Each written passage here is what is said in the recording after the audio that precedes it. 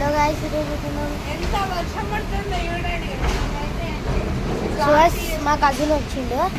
అయితే ఇలా ఓ చూడండి గైస్, వర్షం మీరే చూడండి. సో అయితే మేమైతే అది బయట కూర్చోడానికి డిసైడ్ అయినాం గైస్.